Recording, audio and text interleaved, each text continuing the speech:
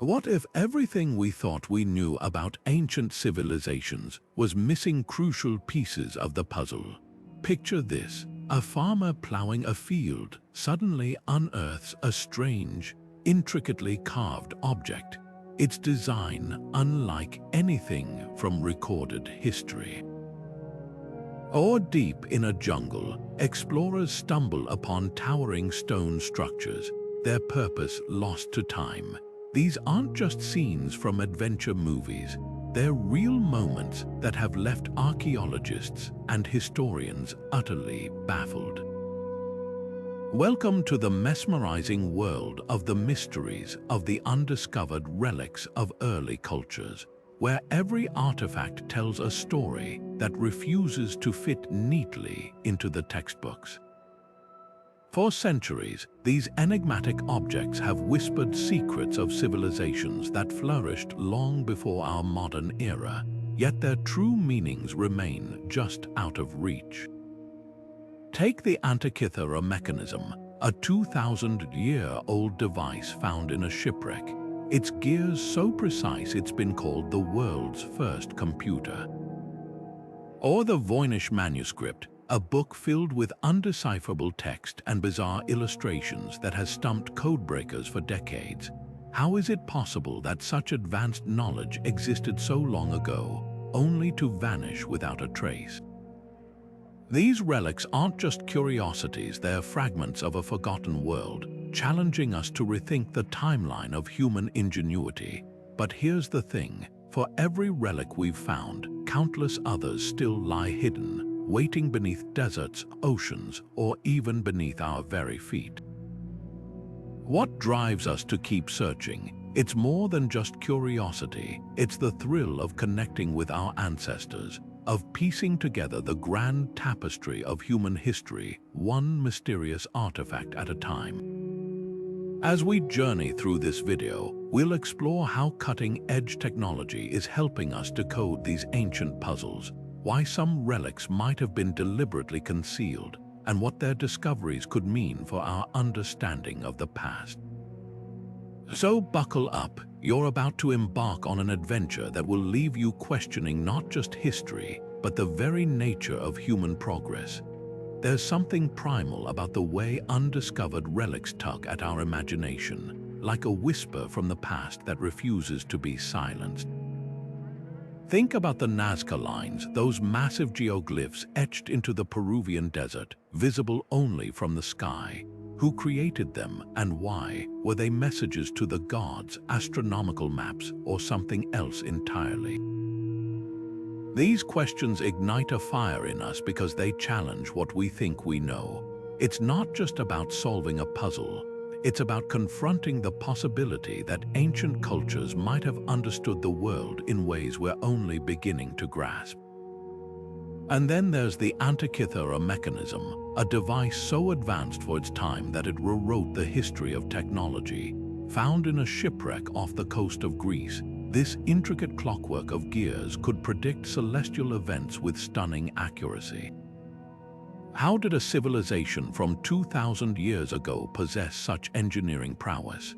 Every time we uncover an artifact like this, it's as if we're peeling back a layer of time, revealing glimpses of knowledge that was supposed to be lost. That's the allure, the tantalizing idea that history isn't as linear as we've been taught. But it's not just about the objects themselves, it's about what they represent. Undiscovered relics are like time capsules, holding secrets that could redefine entire civilizations. Take the Voynich Manuscript, for instance, a book written in an unreadable language, filled with illustrations of plants that don't exist.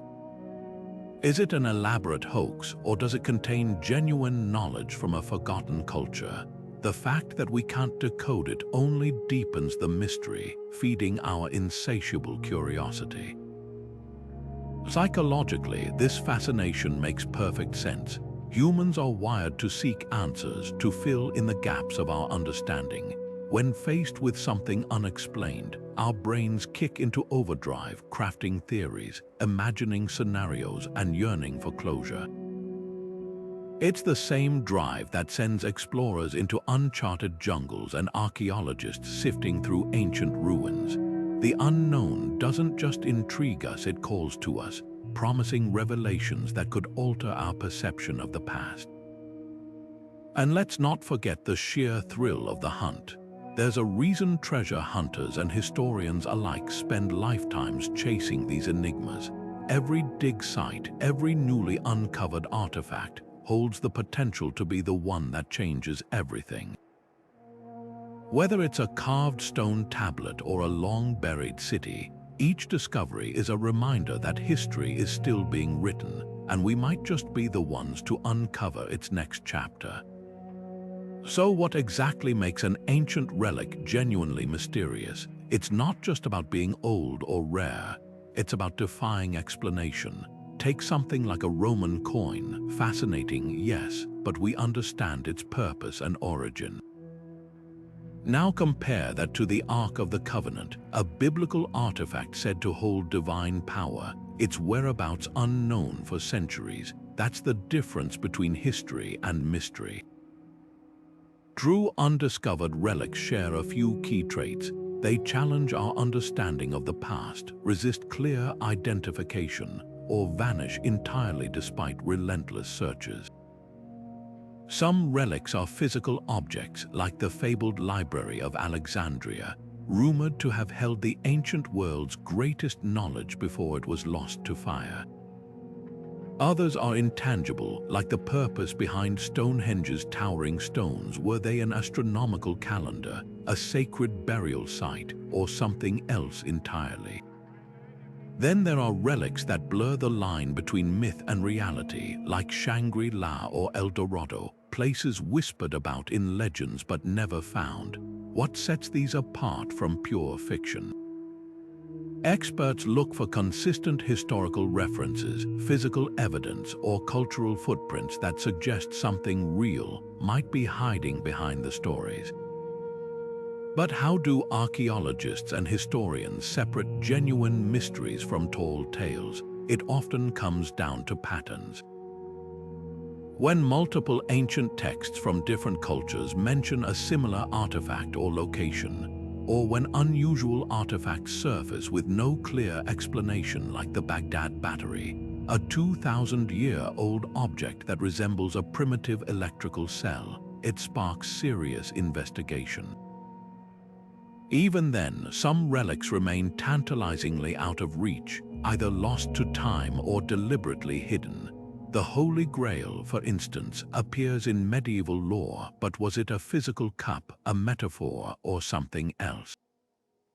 The lack of answers is what keeps the search alive. What's fascinating is how technology is reshaping this hunt. Ground-penetrating radar, satellite imaging, and even artificial intelligence are helping us uncover relics once thought lost forever. Yet for every discovery, like the recent unearthing of a hidden chamber in Tutankhamun's tomb, countless others remain elusive. That's the heart of the mystery, not just the objects themselves, but the gaps they leave in our story. Every undiscovered relic is a blank space in humanity's autobiography, urging us to keep looking, questioning, and wondering what else might be waiting to be found.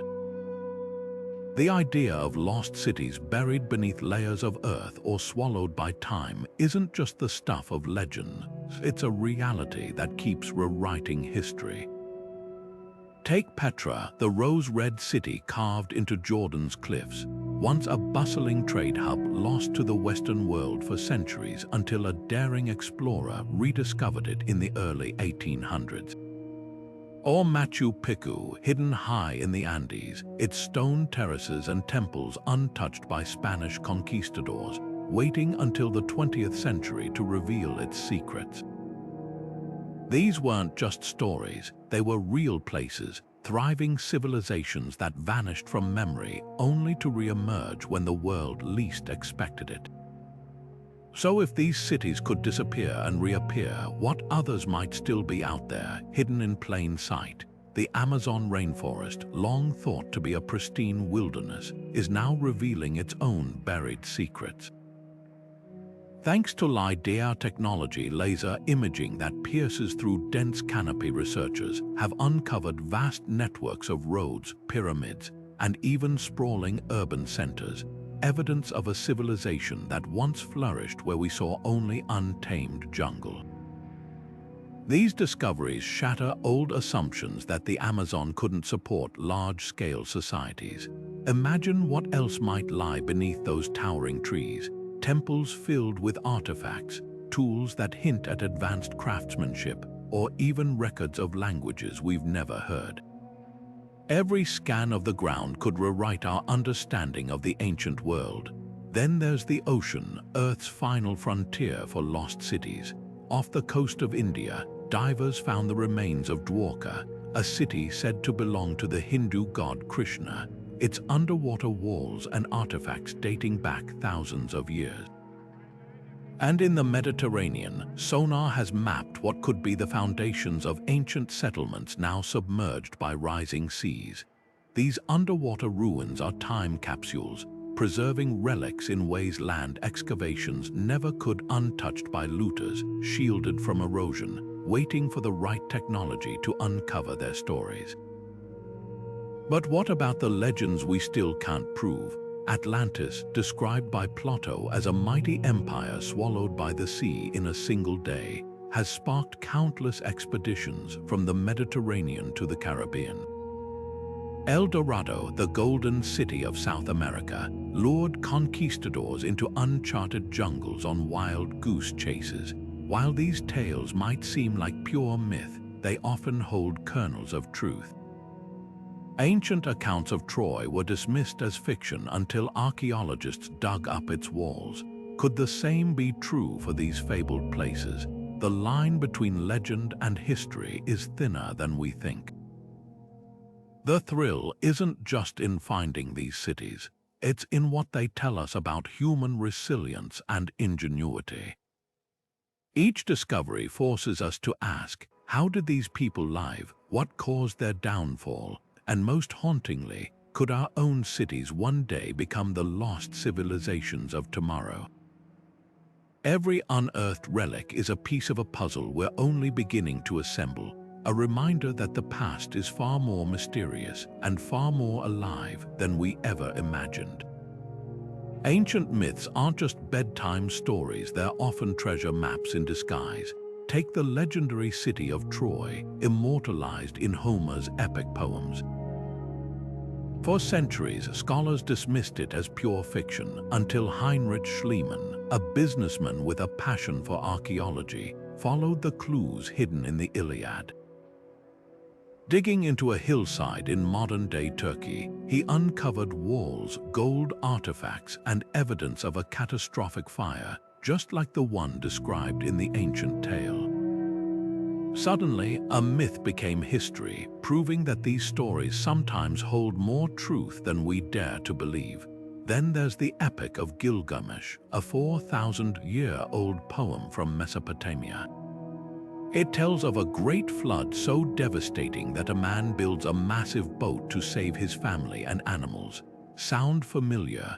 When archaeologists discovered the flood tablets in the ruins of Nineveh, they found striking parallels to the biblical story of Noah. The tablets weren't just ancient literature, they were records of real events preserved in clay and memory. This raises an electrifying question. How many other myths are waiting to be validated by a shovel strike or a radar's ping? Myths act like time capsules, preserving details that official records might have lost. The Greek legend of the Minotaur's labyrinth, for instance, led explorers to the sprawling palace of Knossos on Crete, with its winding corridors that eerily matched the descriptions. Even the terrifying Minotaur itself might have roots in reality. Some scholars suggest the myth could have been inspired by bull-leaping rituals depicted in ancient frescoes found on site. It's as if these stories are whispers from the past, nudging us toward the truth. But decoding these clues isn't simple. Myths evolve over centuries, blending fact with fantasy. The Holy Grail, for example, has been described as everything from a golden cup to a stone with magical powers. Medieval romances placed it in hidden castles or mystical lands, but could it have been based on a real relic, perhaps a sacred vessel from early Christian communities? Historians still debate its origins, and while no definitive Grail has been found, the search itself has uncovered forgotten monasteries, cryptic manuscripts, and even entire sects of knights whose existence was nearly erased by time. What's fascinating is how modern technology is giving these old tales new life.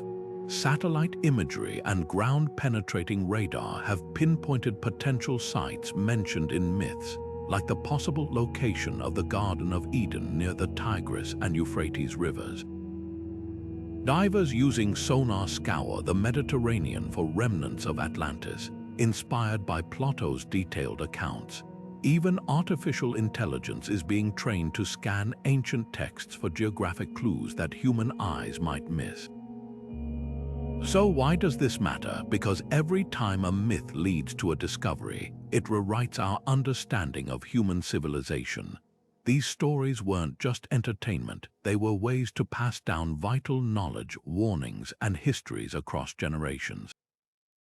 When we listen to them, we're not just chasing treasure, we're piecing together the collective memory of humanity.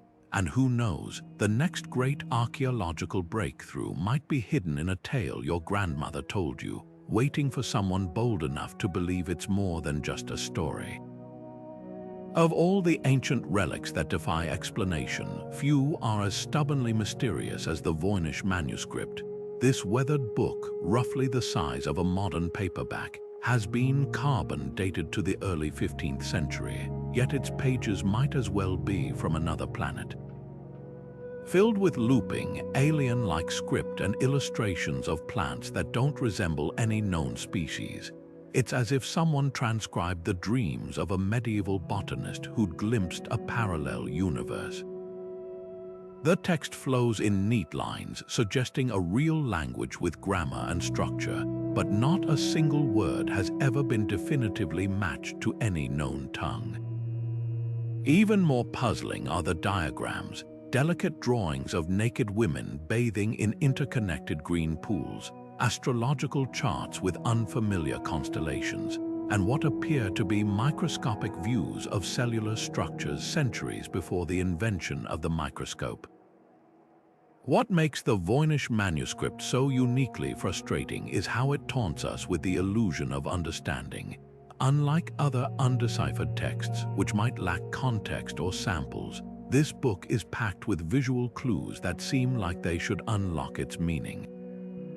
Take the herbal section, where each plant is meticulously labeled, yet none correspond to real flora.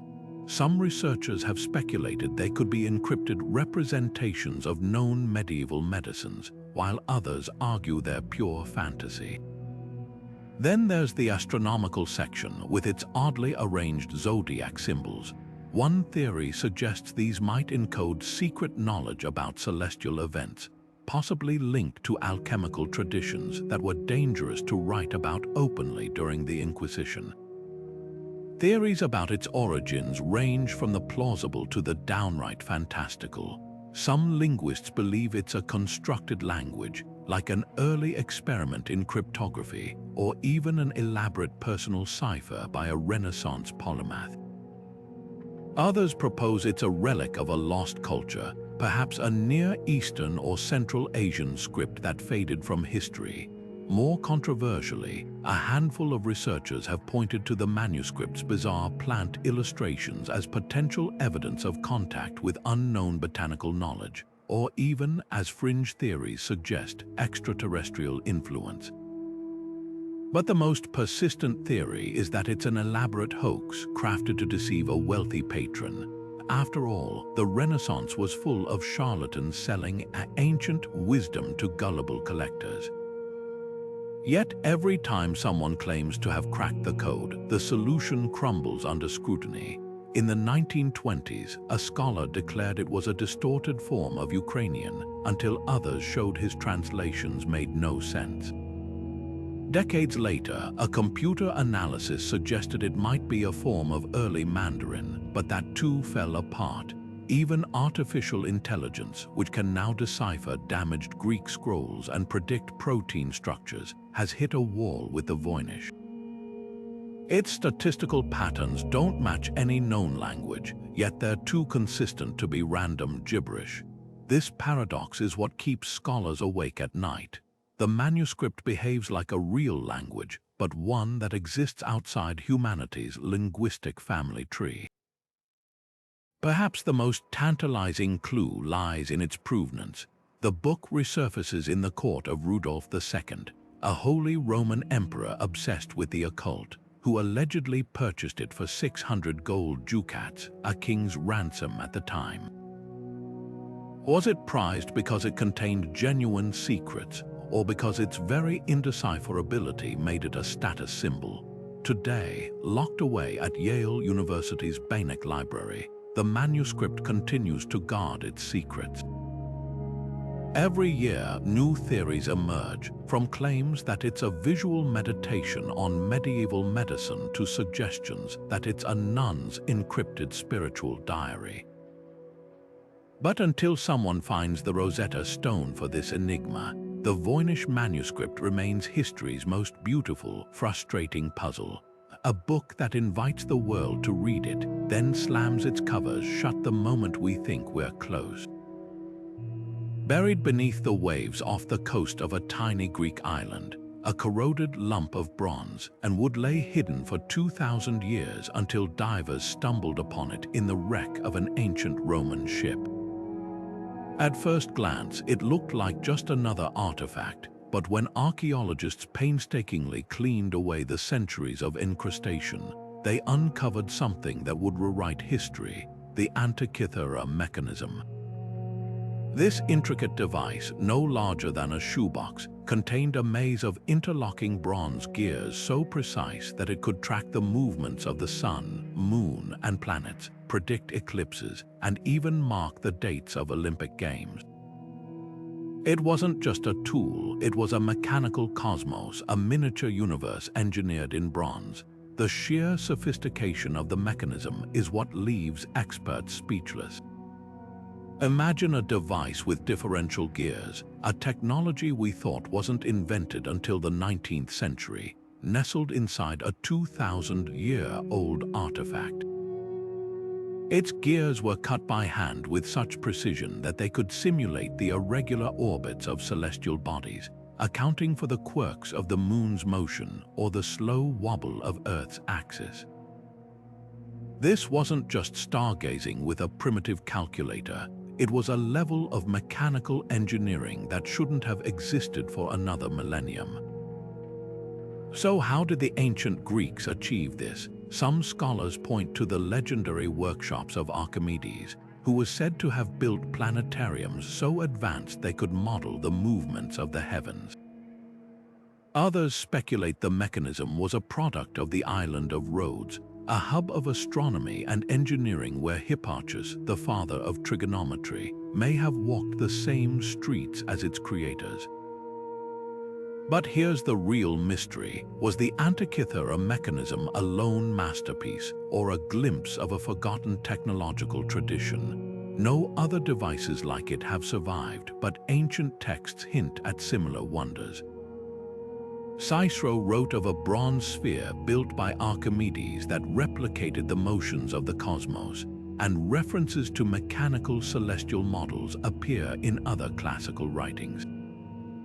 Could entire schools of engineering knowledge have vanished in the fires of Alexandria or the collapse of ancient civilizations? The unsettling truth is that the mechanism might not have been unique, just extraordinarily rare, a survivor of a world where science and craftsmanship intersected in ways we're only beginning to comprehend. What's equally fascinating is why this knowledge disappeared. The Roman Empire, which inherited Greek innovation, showed little interest in preserving such intricate devices, favoring practical engineering over theoretical marvels. As the centuries passed, the secrets of gear cutting and astronomical modeling may have faded into obscurity, only to be reinvented much later. It's a humbling thought. our modern advancements might be rediscoveries of ancient ingenuity. Today, researchers using cutting-edge 3D imaging and X-ray technology continue to unravel the mechanism's secrets, revealing inscriptions that serve as a user manual for the cosmos. Yet every answer raises new questions. Who were the thinkers behind this device? What other inventions might have been lost to time? And most hauntingly, how much of our so-called progress is just the echo of a brilliance that came before us? The Antikythera Mechanism doesn't just challenge our timeline of technology. It whispers that the past might have been far more luminous than we ever dared to imagine. Imagine a simple clay jar about the size of a grapefruit, sitting undisturbed in a museum, nothing remarkable at first glance. But peer inside, and you'll find something that shouldn't exist. A copper cylinder wrapped around an iron rod, with traces of acidic residue at the bottom. This is the Baghdad battery, a 2,000-year-old artifact that looks suspiciously like a primitive voltaic cell. Found in the ruins of a Parthian or Sasanian village near modern-day Iraq, it raises a startling question: did ancient civilizations stumble upon the principles of electricity long before Galvani and Volta made their famous discoveries in the 18th century? The mechanics are eerily simple yet effective. Fill the jar with an acidic electrolyte, vinegar or citrus juice would work, and the chemical reaction between the copper and iron generates a small electrical current. Replicas built by researchers have produced around 1 volt of electricity, enough to power a faint glow in a light bulb or deliver a mild shock.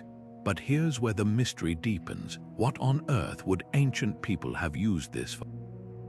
One compelling theory suggests electroplating, coating objects with thin layers of gold or silver using electrical currents. Artifacts from the same period show intricate gilding that's hard to explain with traditional methods. Could craftsmen have been dipping jewelry into electrolyte solutions, using these humble jars to create shimmering finishes? Then there's the more enigmatic possibility: ritual or medical use. Ancient texts from the region describe strange practices involving electric fish to numb pain. Could the battery have been a controlled way to harness similar effects? Some even speculate about temple wonders, statues that spoke with the help of hidden currents, or sacred objects designed to deliver a divine tingle to worshippers.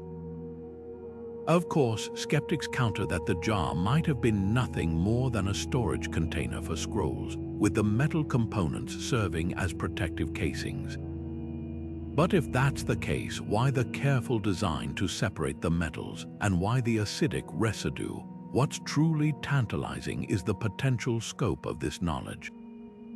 Was the Baghdad battery a one-off experiment or part of a broader tradition of electrical tinkering? No other batteries have been found, but that doesn't mean they didn't exist. Organic materials like the jar's asphalt sealant degrade over time, and similar devices could have been overlooked or misclassified. Even more intriguing are ancient accounts that might hint at electrical knowledge. The Dendera light bulb, a controversial Egyptian temple carving, shows what some interpret as a filament inside a glass bulb, though mainstream scholars dismiss it as symbolic imagery. Could there be a thread of forgotten science running through these disparate cultures? The real lesson of the Baghdad battery isn't just about whether ancient people had electricity, it's about how easily innovation can vanish. Civilizations rise and fall, taking their secrets with them. The Antikythera Mechanism, the Voynich Manuscript, and now this unassuming jar all whisper the same truth: history isn't a straight line of progress. Sometimes brilliance flares up in unexpected places, only to fade into obscurity, waiting centuries for someone to rediscover it. So the next time you flip a light switch, spare a thought for those who might have harnessed the same invisible force millennia ago, and wonder what other marvels still lie buried, just waiting to rewrite our story. Stretching across nearly 200 square miles of Peru's arid desert, the Nazca Lines form one of Earth's most breathtaking and baffling artistic statements. From the ground, these massive etchings appear as little more than shallow grooves in the rust-colored earth but soar overhead, and they transform into a sprawling gallery of hummingbirds, spiders, monkeys, and geometric patterns so precise they could have been drawn with a laser. Some stretch over 1,200 feet long, their curves and angles maintaining perfect proportions despite being invisible to their creators. This is the paradox of the Nazca, a civilization that crafted monumental art they could never fully see, leaving behind a puzzle that has captivated archaeologists, pilots, and conspiracy theorists alike for nearly a century. The sheer scale of these geoglyphs defies logic. How did the Nazca people, who flourished between 200 BC and 600 CE, achieve such accuracy without the benefit of flight or modern surveying tools? Researchers have uncovered simple yet brilliant techniques: pegs and ropes to plot out designs, careful removal of the dark surface stones to expose the lighter sediment beneath. But the real marvel lies in their mathematical precision.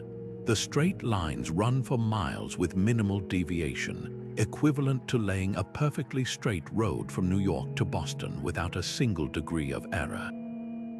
The spirals and curves of the animal figures maintain flawless symmetry, suggesting an advanced understanding of geometry passed down through generations. Some theorize they used scaled-down models transferred proportionally to the desert floor, while others point to their possible use of celestial alignments as natural guides. But why invest such effort into art meant for the sky? The theories are as varied as the glyphs themselves. One compelling idea ties the lines to water, a precious resource in the desert. Many glyphs align with underground aquifers, and some shapes, like the hummingbird, appear in local folklore as bringers of rain. Could these have been giant prayer maps designed to communicate with deities controlling the elements? Another school of thought sees them as astronomical markers, their alignments corresponding to solstices or constellations important to Nazca agriculture. Then there's the eerie walking theory. Recent studies show certain lines form ritual pathways where participants would follow the grooves in ceremonial processions, their movement activating the design's spiritual power when viewed by the gods above.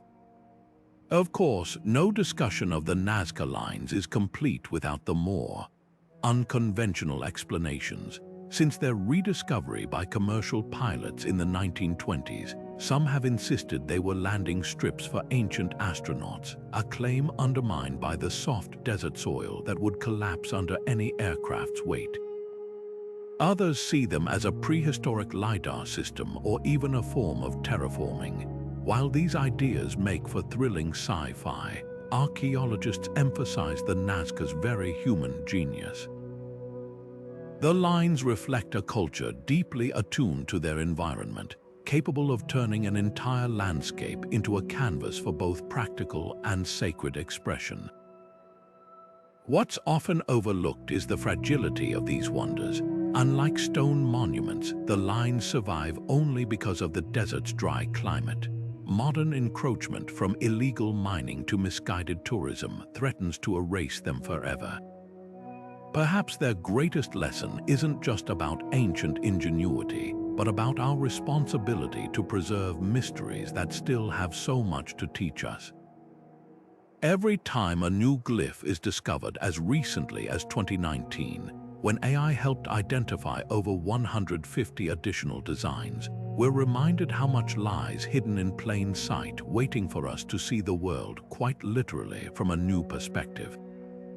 Deep in the lush jungles and river valleys of Costa Rica, an ancient mystery sits half-buried in the earth, perfectly round stone spheres, some as tall as a person, others small enough to cradle in your arms. These aren't just rocks weathered by time. Their precision-crafted artifacts, their curves so exact that modern engineers using laser measurements found deviations of less than 2 millimeters across their surfaces. How did a civilization without metal tools or written records create spheres weighing up to 15 tons with near mathematical perfection? And why scatter hundreds of them across the landscape like a giant's abandoned game of marbles? The first clue lies in their construction. Carved from granodiorite, an incredibly hard volcanic rock, each sphere would have required painstaking effort, hammering with stones, grinding with sand, and polishing over generations. But here's what stumps archaeologists. Without wheels or draft animals, how were these massive orbs transported from quarries to their final locations, sometimes miles away? Local legends speak of the spheres being moved by the god Tara, who commanded them with a magical staff, while more practical theories suggest log rollers, ropes, and an army of laborers. Yet even today, replicating their movement would be a Herculean task. Their purpose is even more enigmatic. Some spheres cluster near ancient settlements, arranged in lines or geometric patterns, leading researchers to speculate they were status symbols for powerful chiefs, stone versions of keep out signs marking sacred or elite spaces.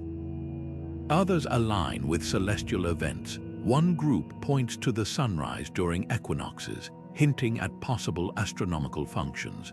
But the most intriguing placements are near waterways, as if they were guiding markers or even offerings to river spirits.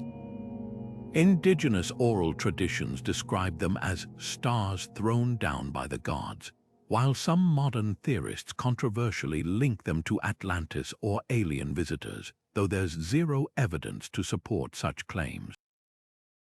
What's often overlooked is the cultural context. The spheres date back to the Dikwi civilization, which flourished between 700 and 1500 CE. A society with no known written language but astonishing artistic and engineering skills. Similar stone balls appear in small numbers across Mesoamerica, but Costa Rica's concentration is unmatched. Could they have been part of a vast, interconnected belief system where the circle represented cosmic harmony or the cycle of life? Or were they practical tools, giant compasses, territorial markers, or even primitive surveying instruments? The truth might be simpler. Perhaps their meaning changed over time, evolving from functional objects to sacred symbols as generations passed. The real tragedy is how many spheres have been lost. When plantations expanded in the 1930s, bulldozers shoved them aside or dynamited them, mistaking them for meaningless boulders. Others were looted, rolled into gardens as curiosities, or even broken open in searches for hidden gold. Today, less than half remain in their original positions, their stories fractured by carelessness, yet those still standing guard their secrets fiercely. Unlike pyramids or temples, these spheres offer no inscriptions, no clear ritual artifacts nearby, just silent, perfect geometry. They remind us that some ancient wonders refuse to be explained, existing not to teach us answers, but to keep us asking questions. For all their grandeur, the Great Pyramids of Giza have always whispered of secrets buried just out of sight. Think about it, these colossal structures have stood for over 4,000 years, studied by generations of archaeologists, yet they still refuse to surrender all their mysteries.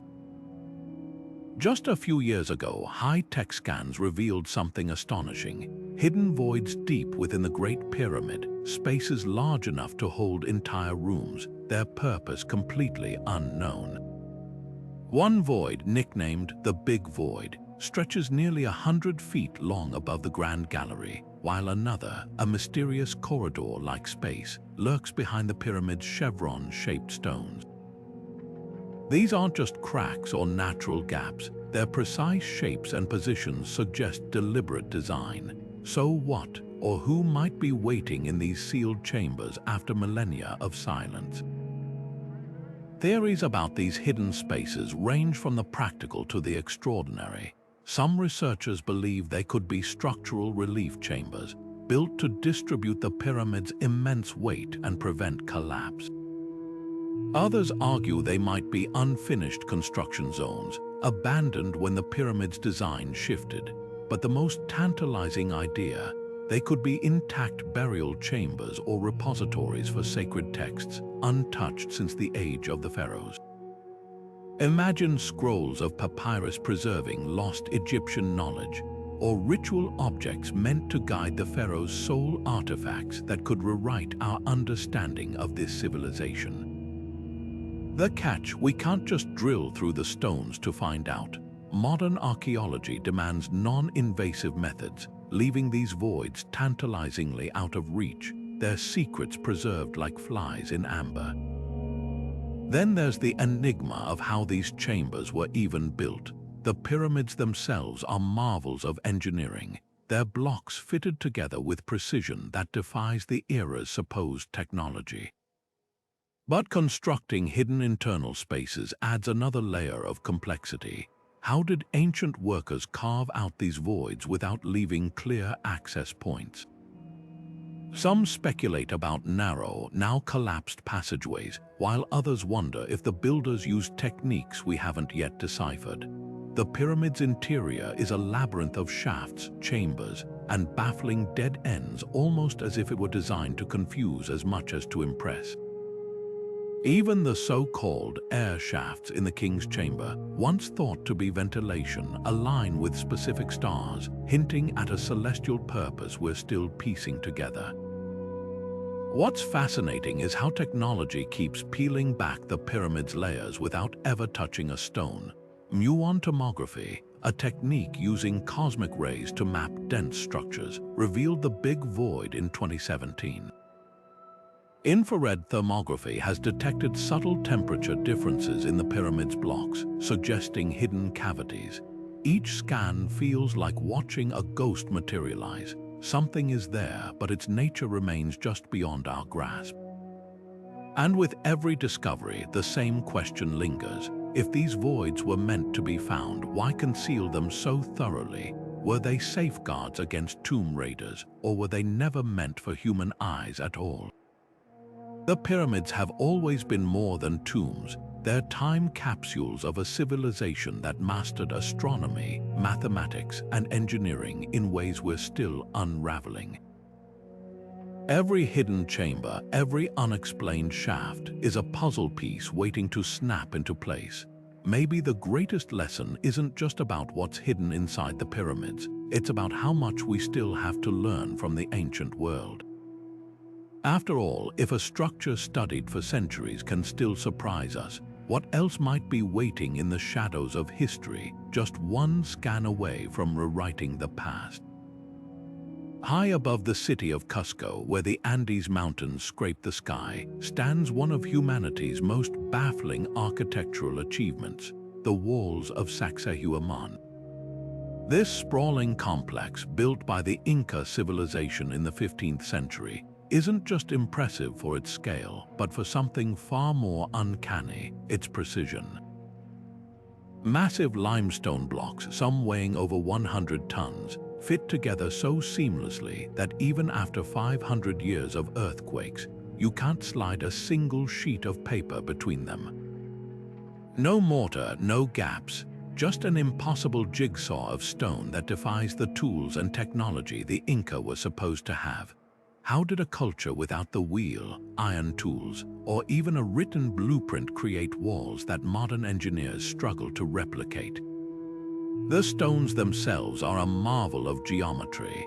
Unlike the rectangular blocks of Egyptian pyramids, these are polygonal, each one uniquely shaped to interlock perfectly with its neighbors in a way that distributes weight and resists seismic shifts.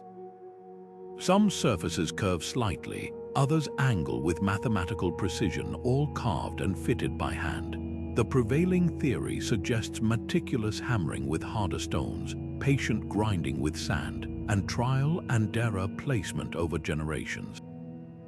But even that doesn't fully explain the perfection. Could the Inca have used some lost technique, like softening stone with plant acids or employing advanced acoustics to shape rock? Local legends speak of a mythical solar fluid that made stones pliable, while more controversial theorists point to the precision as evidence of extraterrestrial influence. The truth, as always, is likely more grounded but no less extraordinary. Then there's the mystery of the site's purpose. Spanish chroniclers called it a fortress, pointing to its zigzagging walls that resemble battlements. Yet the layout suggests something far more sacred: concentric rings of stone that mirror celestial patterns, terraces aligned with solstices, and underground chambers that might have held rituals. Recent discoveries of water channels hint at hydraulic engineering, possibly linking Saxehuaman to the Incas' veneration of water as a spiritual force. Some researchers believe it was a ceremonial hub where the elite communed with gods, while others argue it was an astronomical observatory, its walls acting as a stone calendar tracking the heavens. What's even more tantalizing is what might still lie hidden. Ground-penetrating radar has revealed potential tunnels and chambers beneath the complex, untouched since the Inca abandoned it during the Spanish conquest. Could these spaces hold relics like the golden sun disk said to have been housed here, or records of the Incas' enigmatic knot-writing system, the quipu? Every time archaeologists brush away another layer of dirt, they're met with new questions. The stones whisper of a civilization that saw no divide between art and engineering, between the earthly and the divine. Saxehuaman isn't just a relic of the past, it's a challenge to our assumptions. In a world obsessed with speed and efficiency, these walls stand as a testament to what humans can achieve with patience, observation, and reverence for the natural world. Maybe that's the real secret hidden in their curves, not alien technology, but the quiet brilliance of a culture that understood stone, sky, and soil in ways we're only beginning to grasp. And somewhere beneath those immaculate joints, the past still waits, ready to surprise us. Imagine holding a map from the early 16th century, one that shouldn't exist.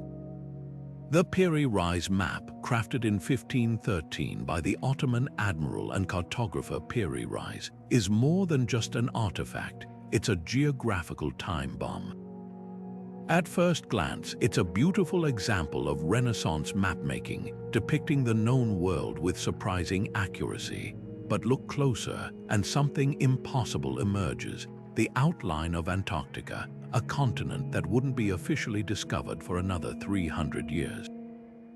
And not just any outline, this version shows Antarctica's coastline free of ice, as it might have appeared thousands of years before the map was even drawn. How could a 16th century navigator have known about a landmass buried under miles of ice, let alone its prehistoric geography? The map's creator left us a clue. In his own notes, Piri Reis admitted he wasn't working from original surveys but piecing together older sources, some dating back to the time of Alexander the Great. He referenced maps from the Library of Alexandria, that legendary repository of ancient knowledge lost to fire, and charts from Phoenician and Arab explorers. This raises a spine-tingling possibility. Could the Piri Reis map be a copy of a copy, preserving cartographic knowledge from civilizations that sailed the globe long before recorded history? The map's depiction of Antarctica matches modern sonar scans of the continent's subglacial topography, suggesting it reflects a time when the coastlines were last ice-free, around 6,000 years ago. That's millennia before any known culture had the technology for such precise exploration.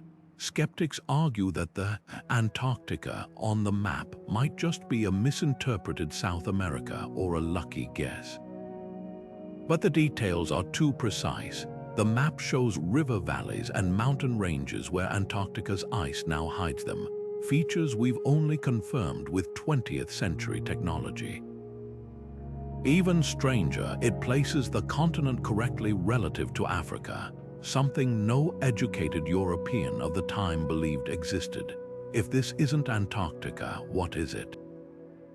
And if it is, who first charted it? The implications are staggering. If ancient seafarers mapped Antarctica, they'd need advanced shipbuilding to brave the Southern Ocean storms, navigation skills to traverse open waters without compasses, and reasons to venture so far off known trade routes.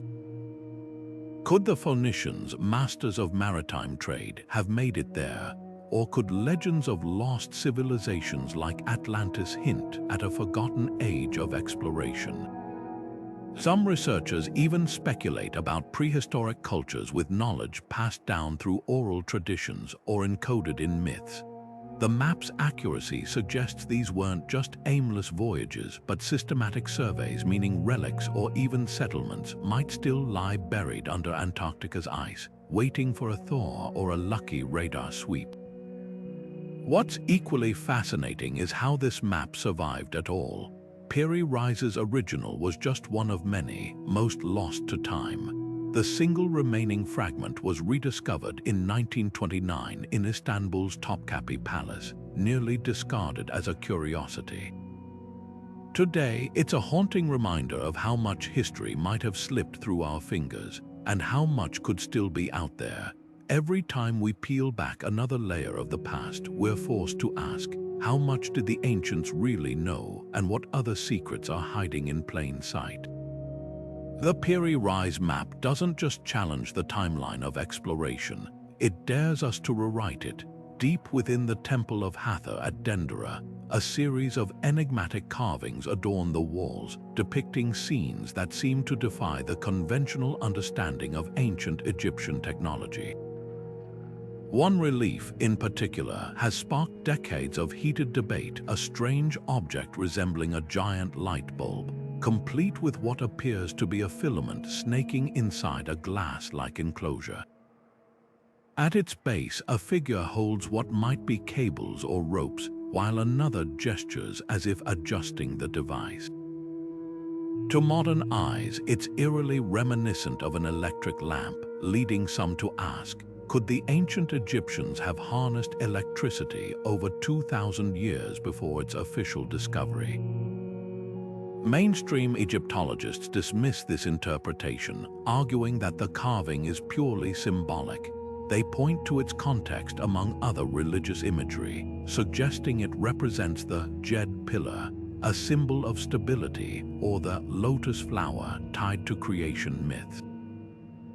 The so-called filament might depict a serpent, a common motif in Egyptian iconography representing divine energy, and the bulb itself, possibly an abstract depiction of the primordial mound from which life emerged, a theme recurring throughout temple art.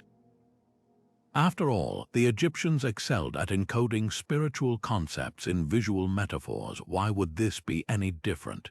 Yet the alternative theory persists, fueled by tantalizing inconsistencies. Why does the Dendera bulb appear alongside what look like insulating supports and connecting wires? Why do similar carvings show elongated tubes emitting rays, as if illustrating illumination? Proponents of the lost technology hypothesis point to the Baghdad battery, a clay jar with copper and iron components that could generate a small electrical charge, as potential evidence that ancient cultures experimented with electricity. They argue that if such knowledge existed, it might have been reserved for temple rituals, explaining why no household relics have been found. Imagine priests using arc lights to create dazzling effects in dark chambers, convincing worshippers of divine presence. The real sticking point, though, is the lack of physical evidence. If the Egyptians had electric lighting, where are the wires, the power sources, or even written records describing such technology? Skeptics counter that absence of proof isn't proof of absence after all. Organic materials like papyrus or leather insulation would decay over millennia. But without a smoking gun, the theory remains in the realm of speculation. Perhaps the most compelling middle ground lies in the ingenuity of ancient minds. Even if the Dendera carvings aren't literal light bulbs, they reflect a sophisticated understanding of natural phenomena. The Egyptians knew of electric fish in the Nile, documented the glow of certain minerals under friction, and mastered metallurgy that still baffles modern smiths. Maybe the filament isn't a wire but a stylized bolt of lightning, capturing the essence of energy itself. The carving then becomes a bridge between myth and observation, a way to conceptualize forces they couldn't yet name. What makes the Dendera light so captivating isn't just the question of whether it's a lamp or a symbol, it's the reminder that ancient civilizations perceived the world in ways we're still deciphering. Whether a testament to lost technology or a masterclass in allegorical art, it challenges us to look beyond our assumptions. After all, if we dismiss every anomaly as coincidence, we might miss the truth hiding in plain sight, etched in stone by people who saw further than we ever imagined. In a remote mountain cave on the border between China and Tibet, an archaeological discovery in 1938 would spark one of the most enduring extraterrestrial mysteries of all time. A team led by Dr. Kai Pu-Te uncovered hundreds of peculiar stone discs, each roughly 12 inches wide with a hole in the center, almost like ancient phonograph records. But the real shock came when they examined them closely. Spiraling grooves led to tiny hieroglyphs unlike any known writing system, telling what some claim is an astonishing story. According to translations later published in Soviet journals, the inscriptions describe a spacecraft crashing into the mountains 12,000 years ago, carrying beings called the Dropa, small, frail creatures with large heads who could not repair their vessel and were stranded on Earth. If true, these stones wouldn't just be artifacts, they'd be humanity's first recorded encounter with extraterrestrials. The controversy begins with the disc's composition. Made of cobalt and other metals, they exhibit unusual electromagnetic properties, with some reports claiming they vibrate or emit faint hums when placed on special platforms. Russian scientists in the 1960s allegedly analyzed them and found they contained high concentrations of cobalt and an unknown crystalline structure. But here's where skepticism takes hold. No major Western institutions have examined the stones, and the original discs reportedly vanished during World War II, leaving only photographs and disputed translations. Critics argue the whole story reeks of Cold War-era hoaxes, with the translations too conveniently mirroring 20th century UFO lore. Even the cave's location remains unclear, with later expeditions failing to relocate it. Yet the mystery deepens when you consider the local folklore. Tribes in the Bayan Mountains have passed down legends for generations about small, yellow-skinned beings who descended from the clouds long ago, stories that eerily parallel the Dropa inscriptions. More puzzling are the cave's burial sites, where skeletal remains were found measuring just over 4 feet tall with unusually large skulls. While mainstream science dismisses these as ordinary prehistoric humans, the coincidence is striking. Could oral traditions have preserved a distorted memory of an otherworldly event? The Dropa stones force us to confront a fundamental question. How do we distinguish between genuine anomalies and clever fabrications? For every detail that seems to support their extraterrestrial origin, like the advanced metallurgy or the unexplained skeletons, there's a counterpoint suggesting human invention. Even the name Dropa has no clear linguistic roots in the region, but perhaps the most compelling argument isn't about the stones themselves, but about what they represent. Cultures worldwide share eerily similar myths of sky people bringing knowledge, from the Dogon tribe's precise astronomical lore to Sumerian texts describing gods who descended in fiery vehicles. The Dropa stones, whether real or not, tap into a universal human curiosity. Are we alone, and if not, have we already met our cosmic neighbors? What's undeniable is how this mystery exposes the limits of archaeology. Without the original discs or verifiable records, the truth may remain locked in the realm of speculation. Yet the stones linger in our collective imagination, a reminder that history's pages might still hold secrets we're not ready to accept. Whether ancient artifact or modern myth, they challenge us to keep looking up, not just at the stars, but into the shadows of our own past, where the line between legend and reality is always thinner than we think. Buried deep in the rock of a Texas creek bed, a discovery in 1936 sent shockwaves through the scientific community. A hammer, its wooden handle partially turned to coal, encased in stone dated to over 100 million years old. This is the London hammer, an artifact so out of place it seems to defy the very timeline of human existence. At first glance, it appears unremarkable. A 6-inch iron head with a tapered end, attached to what was once a sturdy handle. But its geological context is what makes it extraordinary. The surrounding rock, analyzed by multiple geologists, belongs to the Cretaceous period, an era when dinosaurs still roamed the Earth millions of years before humans evolved, let alone developed metalworking. How could a tool so clearly crafted by human hands end up sealed in stone from an age when our ancestors were nothing more than small, furry mammals? The hammer's discovery sparks two radically different interpretations. Mainstream science argues it's a classic case of misinterpretation, a miner's tool from the 19th century that became embedded in younger rock through natural processes.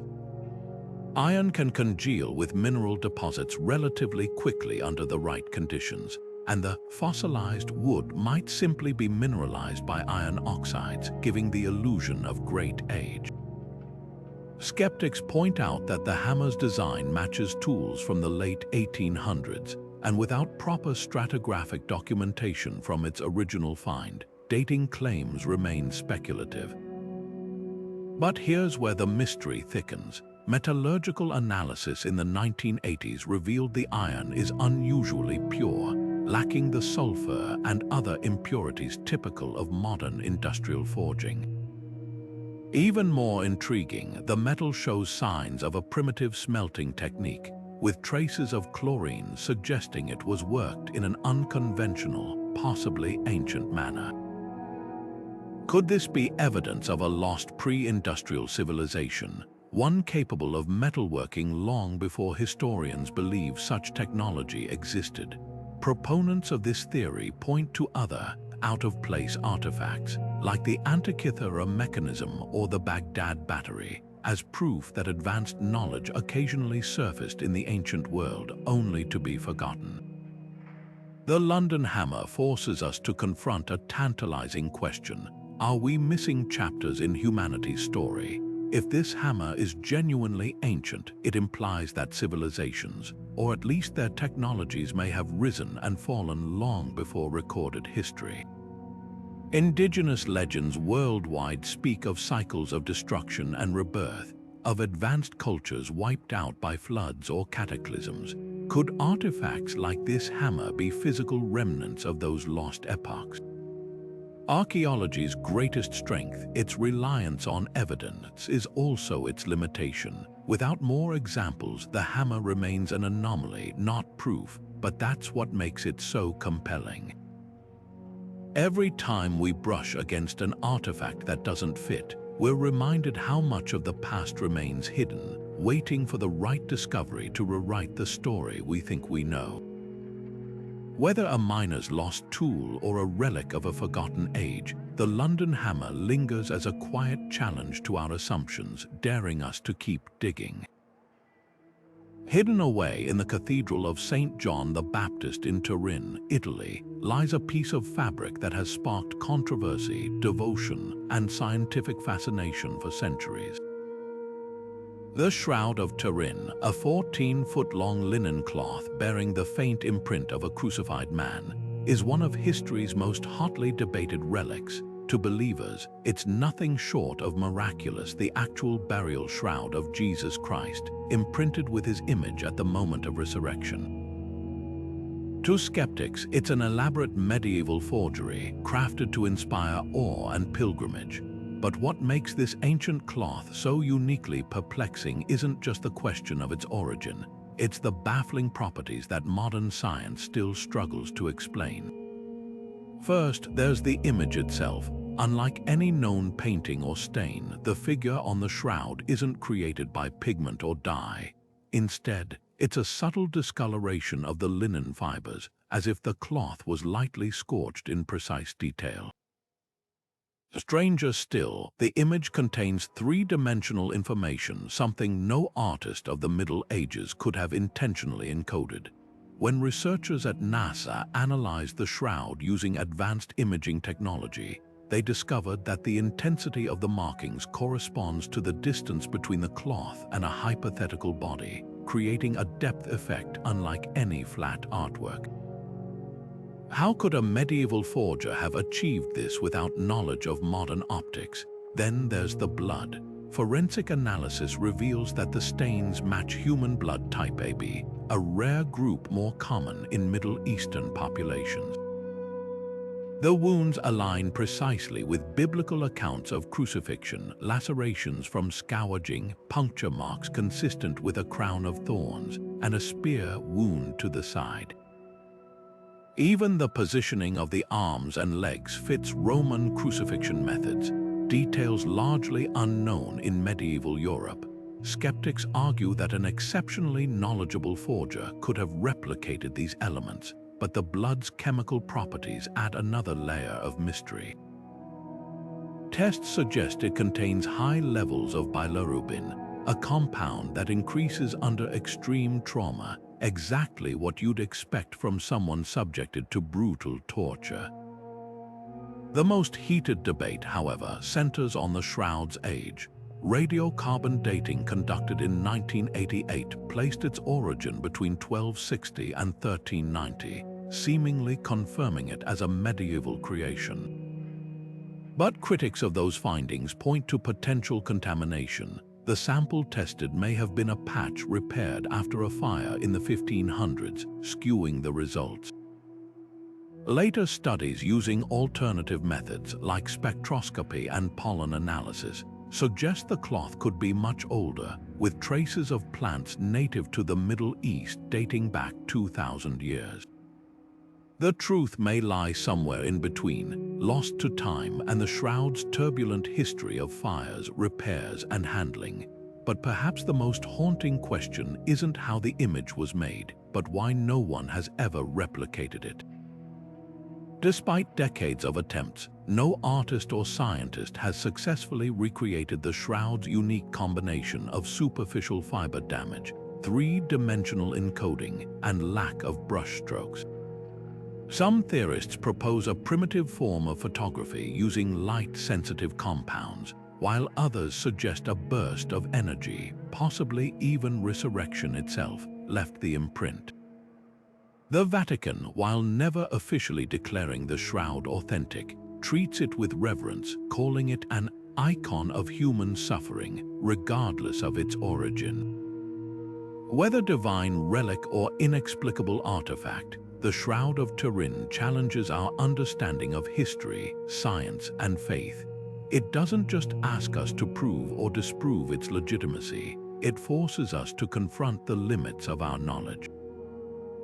In a world where we can decode genomes and photograph black holes, this ancient linen remains stubbornly opaque, its secrets woven as tightly as its fibers. And so it lingers, suspended between miracle and mystery, inviting each generation to look closer and wonder.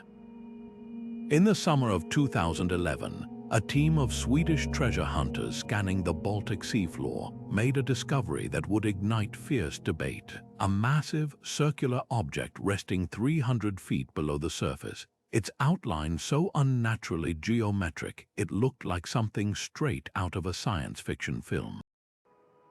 Dubbed the Baltic Sea Anomaly, this 60-meter-wide structure appears to rise nearly 8 meters from the seabed, with smooth, angular edges and what some claim are stair-like formations leading to its center. Sonar images even revealed a long trailing skid mark behind it, as if the object had crash-landed in the distant past. Almost immediately, theories exploded. Was this a sunken UFO, the remnants of an ancient Atlantean monument, or simply a trick of geology playing with our imaginations? Geologists have offered more down-to-earth explanations, suggesting the anomaly could be a glacial moraine, a deposit left behind by retreating ice sheets during the last ice age. They point to other odd seabed formations in the region, shaped by millennia of shifting glaciers and sediment. But here's where things get interesting. Samples taken from the site contain metals like manganese and iron in concentrations unusual for natural formations, and divers reported electronic equipment malfunctioning near the structure. One crew member described their compass spinning wildly as they approached, while cameras inexplicably failed to record footage at key moments.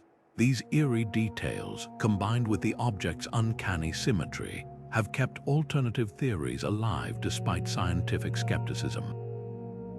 Could this be evidence of a lost technological civilization? Proponents of the ancient astronaut theory highlight similarities between the Baltic anomaly and fictional spacecraft like the Millennium Falcon, arguing that its design suggests intelligent engineering. Others propose it might be a submerged relic from a pre-flood culture, preserved in the Baltic's cold, low-oxygen waters. The truth is, we know less about the ocean floor than we do about the surface of Mars. 95% remains unexplored. Every time we send probes into the deep, we uncover hydrothermal vents, underwater volcanoes, and even submerged forests that challenge our understanding of marine ecosystems. Who's to say what else might be hiding in those uncharted depths? The most compelling aspect of the Baltic Sea anomaly isn't just its mysterious shape, it's the way it forces us to confront how little we truly know. Our oceans are the last great frontier on Earth, concealing secrets that could rewrite history. Whether a glacial quirk or something more extraordinary, this enigmatic structure serves as a reminder that the line between myth and discovery is often thinner than we think. And until someone brings back definitive proof, it will continue to hover in that tantalizing space between fact and legend, daring us to dive deeper.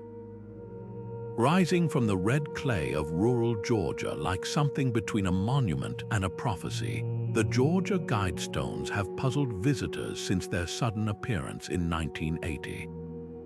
20 feet of polished granite slabs arranged like a modern-day Stonehenge bear 10 principles engraved in 8 languages, from English to Swahili, Hindi to Arabic, as if speaking to a future global civilization.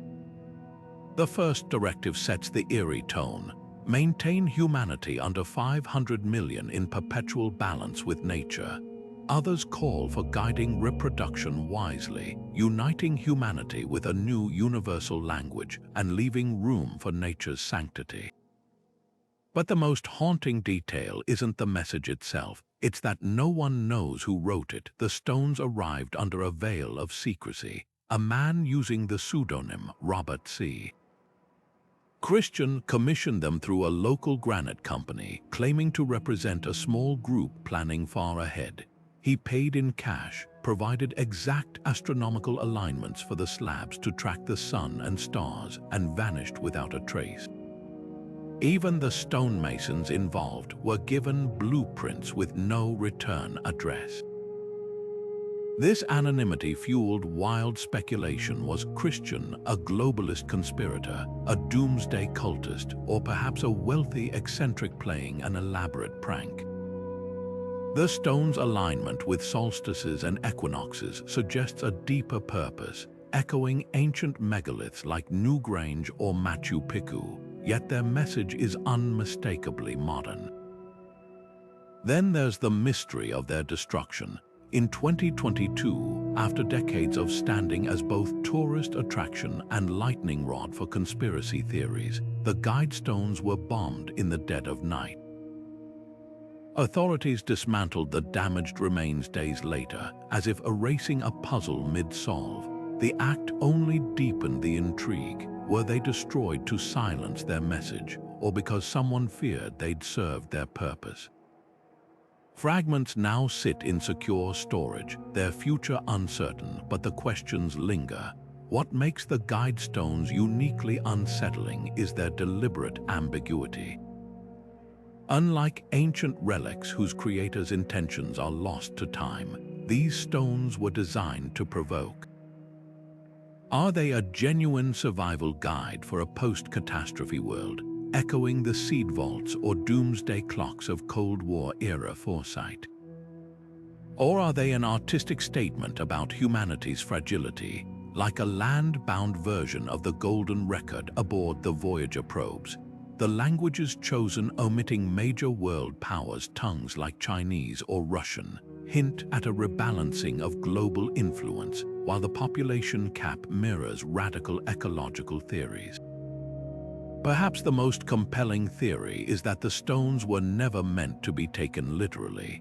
Like the cryptic warnings on a time capsule, they force us to confront uncomfortable questions about sustainability, governance, and legacy. In an age where digital data can vanish with a power surge, the guidestone's granite permanence feels almost archaic, a deliberate choice to outlast eras.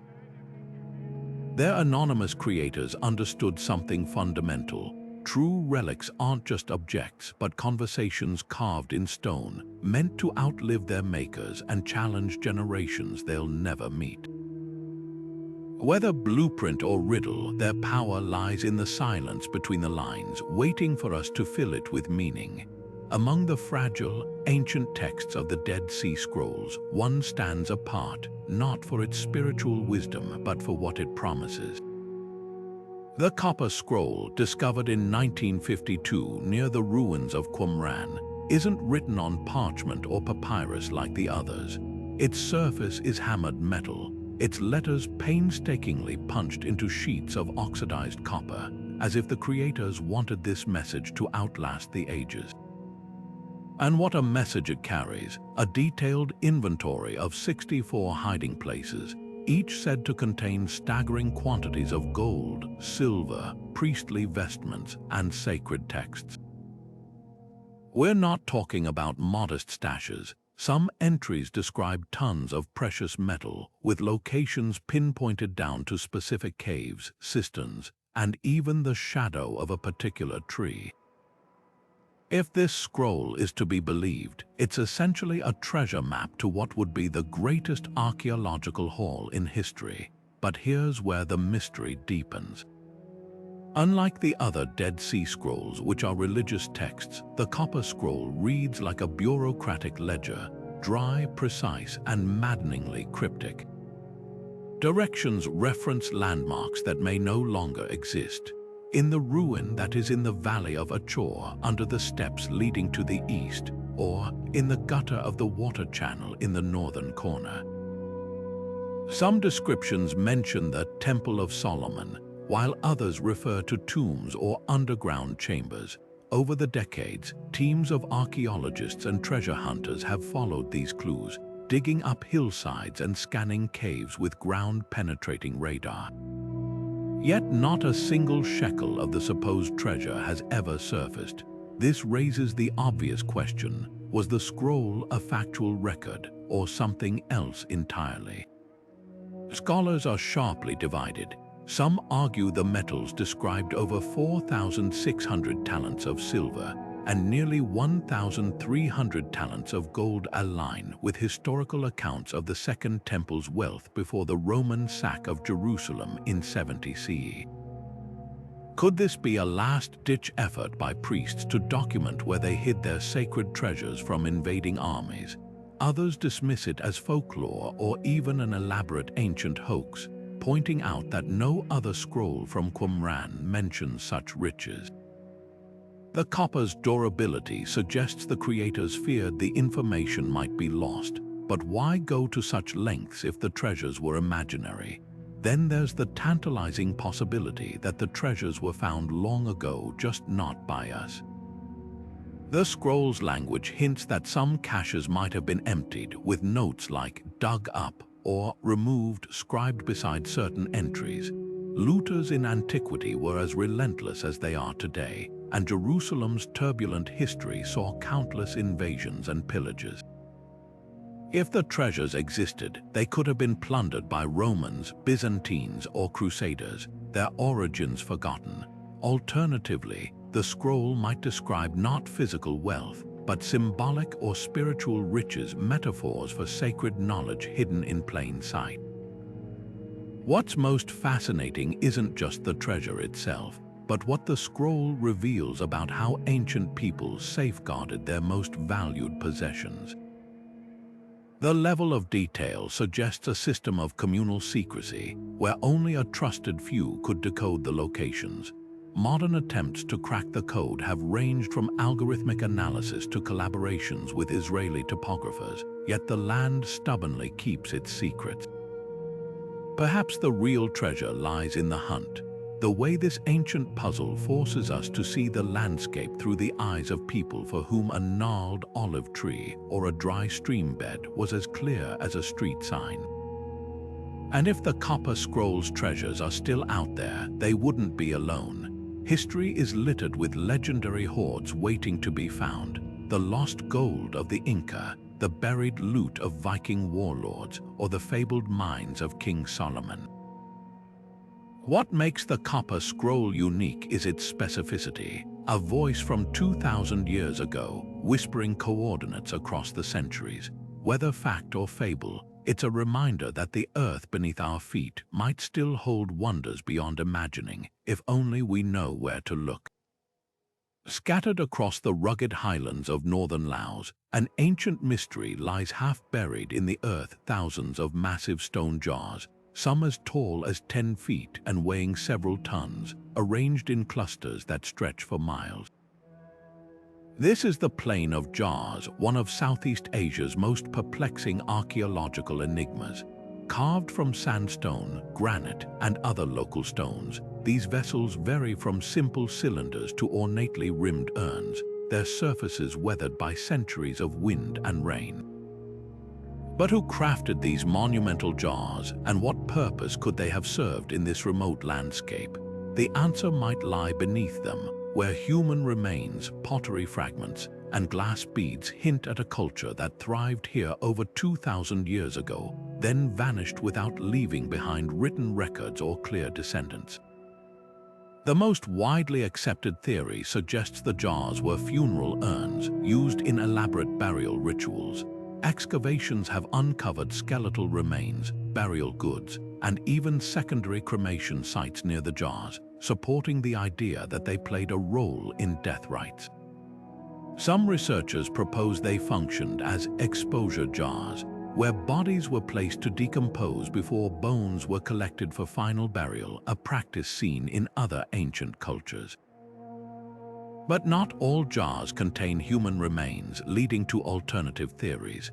Could they have stored food, water, or even fermented beverages for ceremonial feasts? The nearby Mekong River was a vital trade route, and the jars might have marked gathering sites for nomadic tribes or trading posts. Others speculate they collected monsoon rainwater for travelers, acting as primitive but ingenious reservoirs in this unforgiving terrain. What's truly baffling is how these jars were made and transported. The largest weigh as much as elephants, yet they were carved from quarries miles away and hauled uphill without wheels or draft animals. Local legends speak of giants crafting the jars, while archaeologists point to log rollers, ropes, and sheer human labor. The precision of their shapes suggests sophisticated stone working techniques, yet no tools or workshops have been found nearby. Even more intriguing are the jar sites laid out, some arranged in straight lines, others in circular patterns, as if mapping constellations or territorial boundaries. A few jars bear carvings of human figures or circular discs, tantalizing clues that might represent gods, ancestors, or celestial events. The mystery deepens when you consider the jar's distribution. They're not randomly placed but clustered in specific zones, often near mountain passes or valleys. Why here? One compelling theory ties them to the ancient Iron Age culture that once dominated this region, known for its metallurgy and trade networks. Could the jars have marked sacred pathways or territorial claims?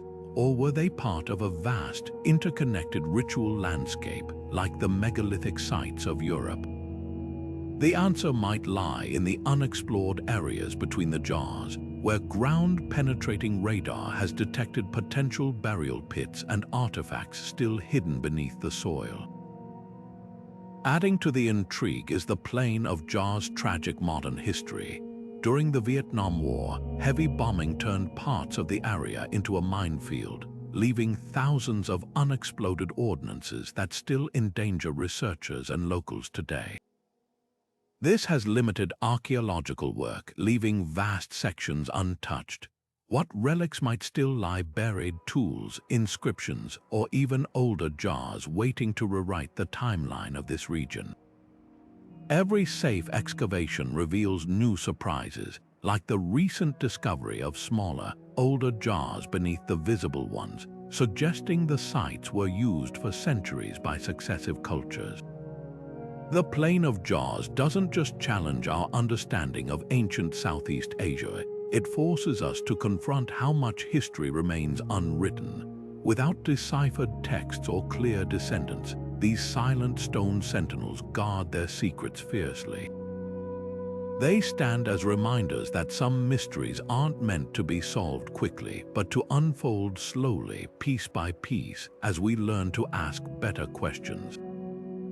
And with each jar unearthed, we're one step closer to hearing the whispers of the people who shaped them, a civilization that mastered stone, honored their dead, and left behind a puzzle as enduring as the mountains themselves. Beneath the quiet farmlands of Zhejiang province in China, an underground world of staggering precision lies hidden. The Longyu Caves, a labyrinth of hand-carved chambers so vast and geometrically perfect they seem to defy the limits of ancient engineering. Discovered by accident in 1992 when a curious villager drained a local pond, these caverns stretch across 30,000 square meters, their walls chiseled with such uniformity that even modern laser scans reveal deviations of less than a millimeter across vast surfaces. Every angle is sharp, every pillar perfectly aligned, as if crafted by machines rather than human hands wielding simple hammers and chisels 2,000 years ago. What's truly baffling isn't just the scale. Some chambers tower over 90 feet high, but the absence of any historical record mentioning their construction. No scrolls, no folklore, not even a passing reference in dynastic archives. It's as if the caves were designed to be forgotten. The walls bear tool marks consistent with ancient methods, yet the logistics of removing nearly 1 million cubic meters of stone without leaving debris piles or quarry sites strains belief. Engineers estimate it would take 1,000 workers laboring day and night for 6 years to complete just one cave, yet 24 have been found so far, all eerily similar in design. How did a pre-industrial society coordinate such a project, and why? Theories range from the practical to the extraordinary. Some archaeologists suggest the caves were imperial quarries, their flawless surfaces a byproduct of skilled stone extraction for palaces or temples. But why carve ornate pillars and staircases if the goal was merely mining? Others propose they were secret military bunkers or subterranean granaries, though their remote location and lack of storage features weaken these ideas. More intriguing are the acoustic properties. Certain chambers amplify sound in ways that suggest ritual or ceremonial use, echoing findings in ancient temples worldwide. Could these caves have been a spiritual nexus, their resonance designed to mimic the voices of gods or ancestors? Then there's the mystery of the missing rubble. Calculations show the excavated stone would fill 2,000 Olympic swimming pools, yet no trace of it has been found in the surrounding landscape. Unlike Egypt's pyramids, where displaced materials form nearby mounds, the Longyou debris vanished without a trace. Some speculate it was transported for construction projects miles away, while fringe theories even propose the stone was pulverized and used for unknown purposes. The truth may lie in the cave's most haunting feature: intricate carvings of fish, birds, and celestial patterns adorning some walls, motifs that mirror symbols found in nearby Neolithic sites. These clues hint at a cultural purpose far older than suspected, possibly predating written history itself. Today, the Longyou caves stand as a silent challenge to our understanding of ancient ingenuity. Unlike the pyramids or Great Wall, their construction left no boastful inscriptions or imperial decrees, just a vast, shadowy testament to an ambition we can't yet fathom. Whether quarry, sanctuary, or something beyond our current grasp, they remind us that history's greatest wonders aren't always the ones shouting for attention. Sometimes they wait patiently beneath our feet, whispering through the echoes of hammer strokes that faded centuries ago. In a quiet corner of Peru, a collection of weathered stones holds carvings that seem to defy everything we know about the ancient world. The Ica stones, first brought to global attention in the 1960s, depict scenes that shouldn't exist: humans interacting with creatures bearing an uncanny resemblance to dinosaurs, from towering sauropods to spiky stegosaurs. If these carvings are genuine, they'd shatter our understanding of human and dinosaur coexistence, suggesting that some ancient civilization might have known about creatures that went extinct 65 million years before humans walked the earth. The debate over these stones splits sharply between skeptics and believers. Mainstream archaeologists overwhelmingly dismiss them as modern hoaxes, pointing to inconsistencies in their discovery. Most were reportedly unearthed by a local farmer who later admitted to carving some himself, casting doubt on the entire collection. The stone's surfaces also lack the patina and were expected from centuries of burial, and their artistic style appears suspiciously contemporary. Yet even skeptics acknowledge a puzzling detail. A handful of stones were found in undisturbed pre-Columbian graves, raising the possibility that at least some predate modern tampering. Could there be a kernel of truth hidden beneath the controversy? Proponents of the stone's authenticity offer tantalizing counterarguments.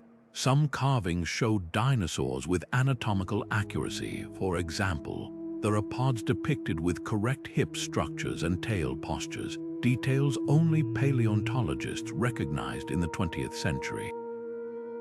How could a 20th century farmer with no formal training replicate these features so precisely? Others note that similar dinosaur-like creatures appear in ancient art worldwide, from Babylonian cylinder seals to Cambodian temple carvings.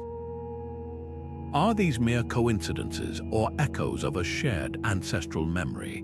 The most compelling mystery isn't just whether the stones are real, it's why humans across cultures might have imagined creatures resembling dinosaurs long before fossil science existed. Some researchers propose alternative explanations. Could the dinosaurs actually be stylized representations of local wildlife, like exaggerated iguanas or mythical beasts? Or is there a remote chance that isolated human cultures stumbled upon fossilized bones and reconstructed the creatures in art, much like early paleontologists did? The Ica stones force us to confront uncomfortable questions about how history is written. Even if most are modern fakes, their existence taps into a deeper curiosity. How much knowledge has been lost to time, and could ancient people have understood the prehistoric world in ways we're only beginning to grasp? Whether elaborate hoax or misunderstood relic, these stones remind us that the past is never as simple as it seems, and every discovery, no matter how controversial, holds a mirror to the limits of our certainty. Beneath the crystal-clear waters near Japan's Yonaguni Island, a colossal structure rises from the ocean floor like a phantom from a forgotten age, the Yonaguni Monument, a sprawling, terraced formation that ignites fierce debate among scientists and explorers.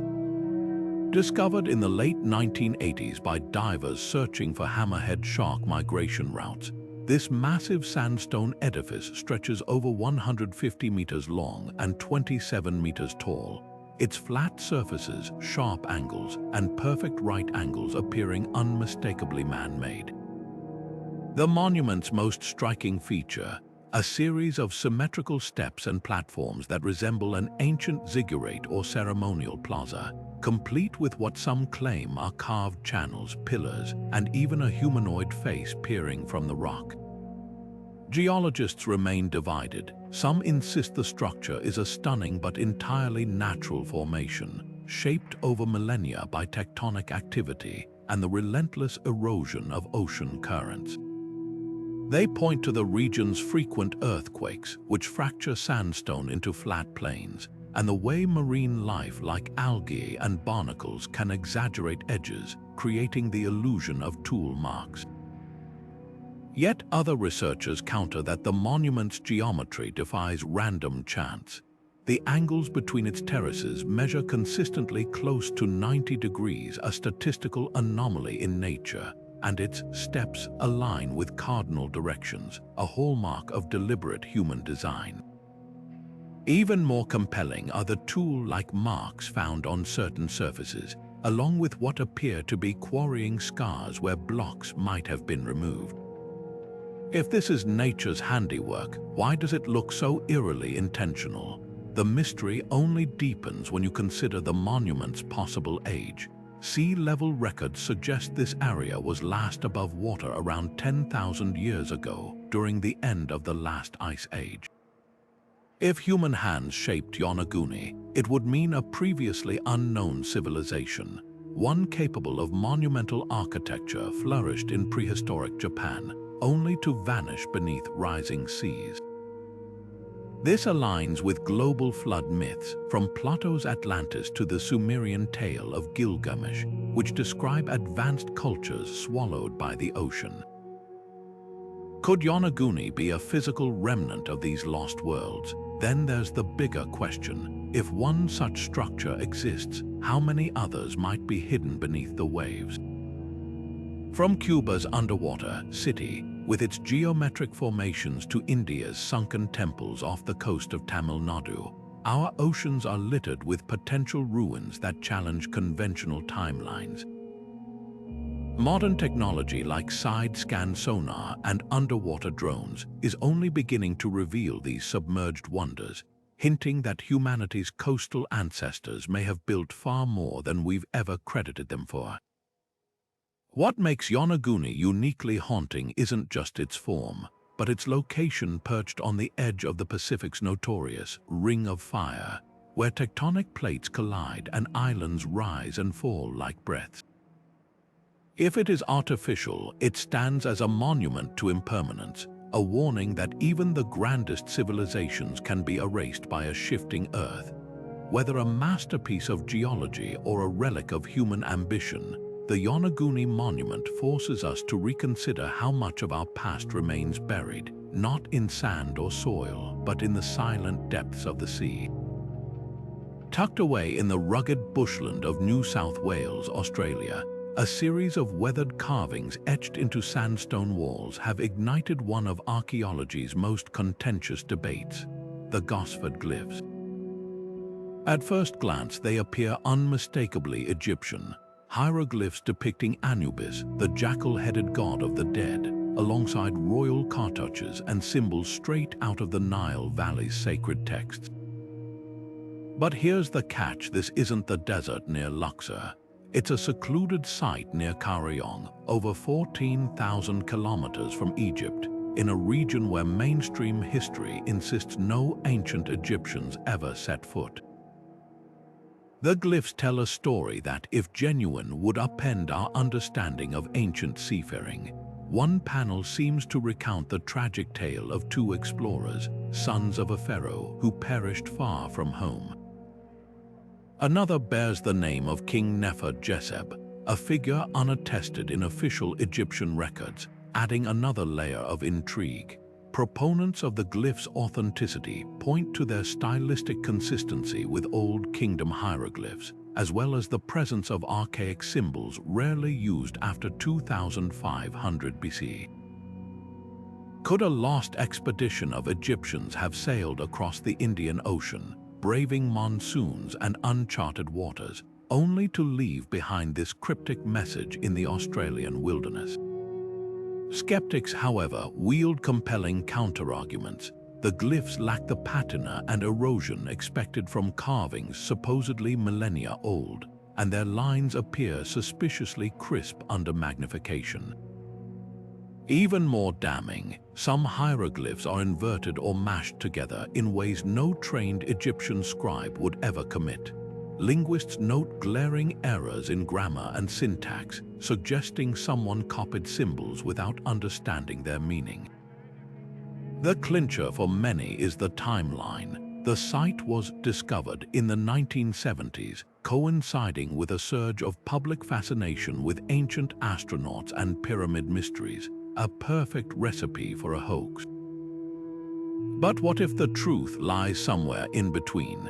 Indigenous Australian oral traditions speak of light-skinned strangers arriving by boat in antiquity, while archaeological finds along the country's northern coast, like the enigmatic Bradshaw paintings, which share stylistic elements with early Eurasian art, hint at possible prehistoric contact. Could the Gosford glyphs be a modern fabrication inspired by genuine, half-remembered encounters between First Nations peoples and ancient mariners? Or might they be the work of a lonely Egyptian expatriate carving homesick messages, as some historians have proposed? The debate extends beyond these carvings. If ancient Egyptians reached Australia, why no pottery, tools, or DNA evidence? Compare this to the proven Polynesian voyages across the Pacific, where sweet potatoes and chicken bones trace a clear trail of exchange. Yet absence of evidence isn't always evidence of absence. The ocean swallows ships, and organic materials decay in humid climates. Perhaps the glyphs are just one fragile clue in a larger, vanished puzzle. What makes Gosford so tantalizing isn't just the question of authenticity, it's the way it mirrors other global enigmas. From the Olmec colossal heads in Mexico with their oddly African features to the Roman coins found in Maine, humanity's past might be far more interconnected than textbooks allow. The glyphs force us to confront an uncomfortable truth. History is written by the survivors, and the sea keeps its secrets well. Whether ancient message or modern myth, they remind us that the map of the past still has edges waiting to be explored. Towering over other medieval manuscripts like a behemoth from another age, the Codex Gigas, better known as the Devil's Bible, is a book that seems to defy the limits of human endurance.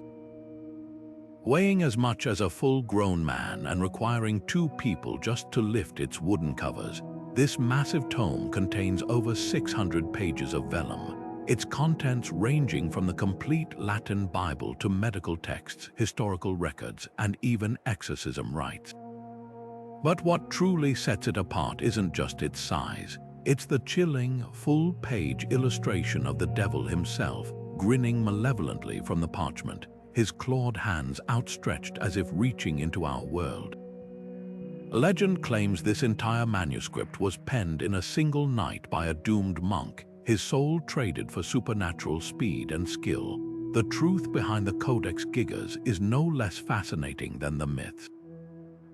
Carbon dating places its creation in the early 13th century at a Benedictine monastery in Bohemia, likely the work of a single scribe laboring for decades, not hours. Yet the sheer consistency of the handwriting, unchanging across hundreds of pages, suggests an almost superhuman focus. How did one person maintain such precision without the telltale signs of fatigue or aging in their script? Some scholars propose a team of monks collaborated under strict discipline, while others point to the eerie possibility that the scribe entered a trance-like state, channeling something beyond ordinary devotion. Then there's the Devil's Portrait, a masterpiece of medieval dread. Unlike typical religious art of the era, which depicted Satan as a defeated foe beneath the feet of saints, this demon dominates the page alone, his grotesque form rendered in vivid green and red. Was this a warning against sin, a psychological weapon to terrify the superstitious, or something darker? The page opposite the devil, once mysteriously torn out, fuels speculation. Some believe it showed the heavenly kingdom creating a cosmic balance. Others whisper it held a secret the church couldn't risk preserving. The Codex's turbulent history only deepens the mystery. Stolen by Swedish troops during the 30 Years' War, it became a trophy of war, rumored to bring misfortune to anyone who possessed it. A fire that ravaged Stockholm's Royal Library spared the manuscript miraculously found flung from the flames unharmed. Coincidence or something more sinister? Modern conservators have noted strange chemical properties in the ink, resistant to fading, while the vellum remains unnaturally pristine despite 8 centuries of handling. What makes the Devil's Bible so compelling isn't just its eerie legends, it's the unanswered questions lurking between its lines. Why would a monastic order dedicate years to a project this colossal? Was it a penitence act of atonement, a political statement, or an attempt to encapsulate all knowledge, sacred and profane, in one volume? The Codex Gigas refuses to surrender its secrets, standing as a testament to the blurred line between devotion and obsession, between faith and fear. In its shadow, we're left to wonder how much of history's strangest artifacts were shaped by human hands, and how many might bear the fingerprints of something else entirely. Buried in the ruins of an ancient Minoan palace on the island of Crete, a small clay disc no larger than a dinner plate holds one of history's most stubborn secrets, the Phaistos disc. Discovered in 1908 by Italian archaeologist Luigi Pernia, this unassuming artifact is imprinted on both sides with a spiraling sequence of symbols unlike anything else found in the ancient world. 45 unique characters stamped into the clay with precision show figures ranging from human heads and birds to abstract shapes resembling axes and flowers. At first glance, it looks like writing, but here's the catch. Over a century later, no one has definitively cracked its code. This isn't just a linguistic puzzle. It's a time capsule from a civilization that thrived 3,500 years ago, whispering in a language we can't yet hear. What makes the Phaistos disc so uniquely frustrating is its isolation. Every other known writing system from the ancient world, Egyptian hieroglyphs, Mesopotamian cuneiform, even Crete's own Linear A and Linear B scripts has been found in multiple examples, allowing scholars to compare texts and tease out meanings. But the disc stands alone. No other artifacts bear these symbols. No bilingual inscriptions offer a Rosetta Stone-like key. It's as if someone crafted a single, elaborate message and then erased all traces of the language it was written in. The symbols themselves only deepen the mystery. Some resemble figures found in Minoan art, suggesting they might represent objects or concepts, while others are entirely abstract. Are these logograms conveying whole words or syllables forming a phonetic script? Without context, every theory remains trapped in guesswork. Theories about the disk's purpose are as varied as its symbols. Some linguists argue it's a religious hymn or prayer, pointing to the repetitive patterns that might mark refrains or divine names. Others propose it's a calendar or astronomical record, with the spiral layout mapping celestial cycles. More speculative ideas range from a royal proclamation to a board game's rulebook. The most tantalizing possibility that it preserves a lost Minoan dialect, one spoken by a community or social class that left no other written traces. Imagine if this disk is the lone survivor of a script used by merchants, oracles, or a secretive priesthood voices silenced by time, their stories pressed into clay but never decoded. Attempts to decipher the disk read like a history of human ingenuity and frustration. Early 20th century scholars tried linking it to ancient Basque or Etruscan, languages as enigmatic as the disk itself. In the 1960s, a cryptographer claimed it described a fertility rite, while a recent AI analysis suggested connections to Linear A, another undeciphered Minoan script. Yet every breakthrough crumbles under scrutiny. The disk resists translation not just because we lack comparative texts, but because its very structure defies convention. Most ancient scripts run in straight lines, but this one coils inward like a serpent swallowing its tail. Was this a stylistic choice, a sacred design, or a clue to how the message should be read, perhaps aloud, in a chanting rhythm lost to time? Perhaps the most haunting question isn't what the disk says, but why it exists at all. The Minoans were meticulous record keepers, using Linear A for inventories and trade. Why stamp this single message with such care, using a unique script that never appears again? Some archaeologists speculate it was an import, carried from a distant land whose language died with its carriers. Others wonder if it was a ceremonial object, its meaning secondary to its symbolic power, like a king's seal pressed into wax, conveying authority without words. What's certain is that the Phaistos disk refuses to surrender its secrets. Unlike crumbling papyrus or faded ink, its stamped symbols remain crisp after millennia, as if daring us to keep trying. Every generation brings new tools, computer algorithms, spectral imaging, databases of global scripts, yet the disk's message stays locked away. It's a reminder that some mysteries aren't meant to be solved quickly, but to endure, challenging us to listen more closely to the echoes of civilizations that left no other voice behind. And who knows, the key to understanding it might not lie in a dusty archive or a clever algorithm, but in some yet undiscovered chamber of a Minoan palace where a second disk or 1,000 waits to speak. In the silent, shifting sands of China's Taklamakan Desert, a discovery emerged that would rewrite the story of the ancient world, the Tarim mummies. These weren't just any preserved remains. They were shockingly out of place, with fair skin, light hair, and distinctly European features, yet buried in the heart of Asia over 4,000 years ago. Wrapped in finely woven woolen textiles and accompanied by intricate felt hats, their appearance defied everything historians thought they knew about early human migration. How did these individuals, so visibly different from the populations around them, come to rest in one of the most inhospitable deserts on Earth? The answer might lie in a forgotten chapter of prehistory, where East and West were far more connected than we ever imagined.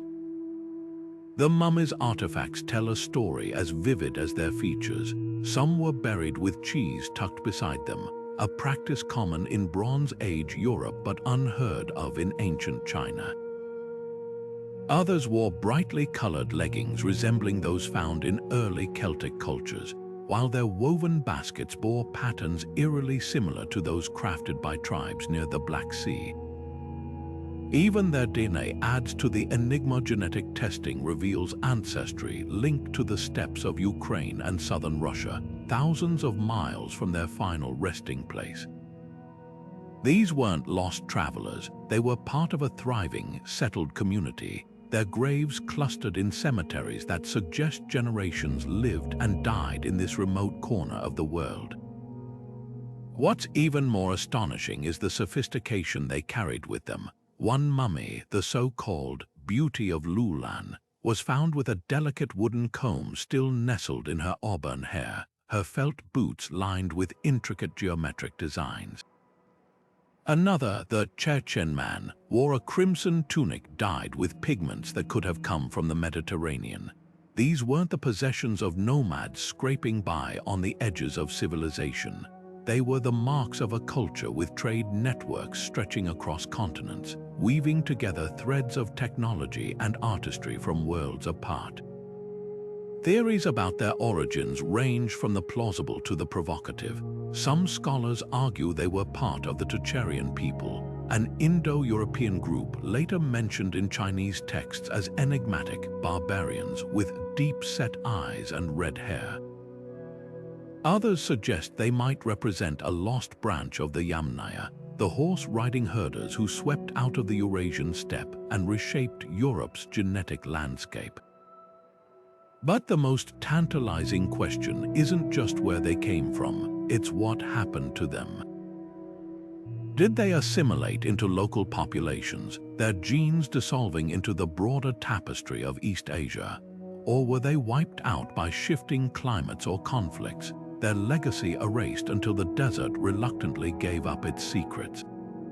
The Tarim mummies force us to confront how fluid and interconnected the ancient world truly was. Long before the Silk Road, people moved, traded, and intermarried across distances we'd consider vast even today. Their presence in China is a reminder that borders are modern inventions, and human history is a story of constant motion. Every thread of wool, every strand of hair, every stitch in their clothing whispers of journeys we're only beginning to trace, journeys that might still be waiting, undiscovered beneath the sands. Rising abruptly from the lush valley of Visoko in Bosnia, a series of symmetrical hills have ignited one of archaeology's most contentious modern debates. Are these the remnants of colossal, ancient pyramids, or simply the handiwork of natural geological forces? At first glance, the so-called Bosnian pyramids resemble the iconic silhouettes of Egypt's monuments, their stepped slopes and precise ridges appearing almost too orderly to be accidental. The largest, dubbed the Pyramid of the Sun, towers over 700 feet, nearly a third taller than the Great Pyramid of Giza, with sides aligning almost perfectly with the cardinal directions, a feature rarely seen in nature. Proponents of the man-made theory point to these uncanny alignments, along with an extensive network of underground tunnels filled with smooth stone blocks and mysterious energy anomalies detected by instruments. Could this be the smoking gun of a forgotten civilization, one capable of reshaping entire landscapes? Mainstream archaeologists remain deeply skeptical, attributing the formations to millions of years of tectonic activity and erosion. They argue that the region's geology naturally produces angular landforms, with the tunnels likely being ancient river channels or medieval mining shafts. The energy readings possibly subterranean water flows or mineral deposits. Yet the controversy isn't just about rocks and measurements, it's about how we define evidence itself. Independent researchers conducting excavations have uncovered layers of concrete-like material between stone blocks, a substance some claim matches ancient Roman recipes. Others cite satellite imagery showing geometric patterns beneath the vegetation, suggesting deliberate design. But without inscriptions, artifacts, or carbon-datable organic material directly linked to construction, the scientific community largely dismisses these findings as wishful interpretation. The debate takes an even stranger turn when you consider the local folklore. For generations, Visoko's residents spoke of the hills as pyramids, long before modern excavations began. Legends tell of a time when the structures were covered in gleaming quartz, reflecting sunlight like beacons. Could these stories preserve faint echoes of a real prehistoric project? Or are they, like so many oral traditions, symbolic narratives about the land's sacredness? What makes the Bosnian pyramids uniquely polarizing is the passion they inspire. For believers, they represent a paradigm shift, proof that advanced cultures flourished in Europe long before recorded history. Detractors see a cautionary tale of pseudo-archaeology, where charismatic figures bend data to fit sensational claims. Yet between these extremes lies a fascinating middle ground. Even if the hills are natural, their cultural significance is undeniable. Ancient peoples often revered striking landforms, building temples atop them or attributing them to gods. Whether shaped by human hands or geological chance, these pyramids have become a mirror for our deepest questions about the past. How much have we lost, and how much are we still capable of discovering? Perhaps the most compelling aspect of this mystery isn't the answer, but the conversation it forces us to have. Every scan, every dig, every heated academic debate pushes us to refine our methods and question our assumptions. The Bosnian pyramids challenge us to wonder, if something so massive could hide in plain sight for centuries, what else might we be overlooking? Whether natural wonders or human masterpieces, they remind us that the Earth still holds stories we've only begun to read. Among the treasures unearthed from Egypt's ancient sands, one artifact stands out not for its gold or jewels, but for its uncanny resemblance to the future, the Saqqara bird. Discovered in 1898 during excavations of the Pardimen tomb near Saqqara, this small wooden figurine dates back over 2,000 years. At first glance, it looks like a simple bird carved from sycamore wood, but a closer inspection reveals something astonishing. The wings aren't just decorative, they're meticulously shaped with a precise airfoil curvature, a design feature that mirrors the aerodynamics of modern aircraft wings. Even more striking is the tail, which angles downward like the stabilizer of a glider. Could this be a coincidence, or did the ancient Egyptians understand principles of flight millennia before the Wright brothers took to the skies?